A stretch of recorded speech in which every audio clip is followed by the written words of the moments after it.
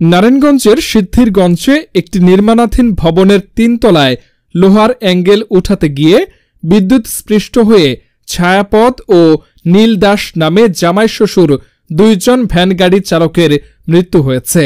বুধবার ২৫শে ডিসেম্বর বিকেল ৩:৩০টায় কদমতলী বড় পুকুরপাড় এলাকায় ফয়সাল আহমেদের বাড়িতে এ ঘটনা ঘটে।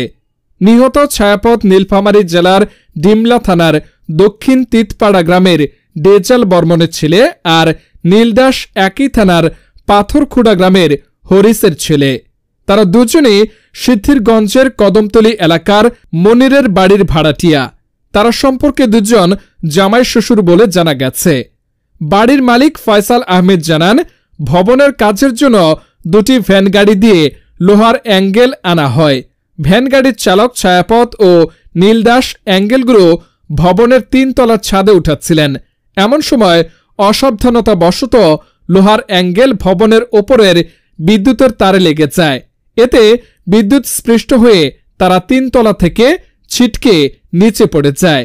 পরে তাদেরকে দ্রুত নারায়ণগঞ্জ জেনারেল হাসপাতালে নিয়ে গেলে কর্তব্যরত চিকিৎসক দুজনকেই মৃত ঘোষণা করেন। তবে নিহতদের স্বজনদের কোনো বক্তব্য পাওয়া যায়নি। সিদ্ধিরগঞ্জ থানার ওসি শাহিনুর আলম জানান, নির্মাণাধীন ভবনে লোহার অ্যাঙ্গেল উঠাতে গিয়ে বিদ্যুৎ স্পৃষ্ট হয়ে 2 জন ভ্যানগাড়ি চালকের মৃত্যুর খবর পেয়ে ঘটনাস্থলে পুলিশ পাঠিয়েছিলাম, কিন্তু সেখানে গিয়ে পুলিশ কাউকে পায়নি। বাড়ির মালিক তাদের হাসপাতালে নিয়ে গেছে। তবে নিহতের স্বজনদের পক্ষ থেকে লিখিত অভিযোগ দিলে তদন্ত করে প্রয়োজনীয় আইনগত ব্যবস্থা গ্রহণ করা হবে।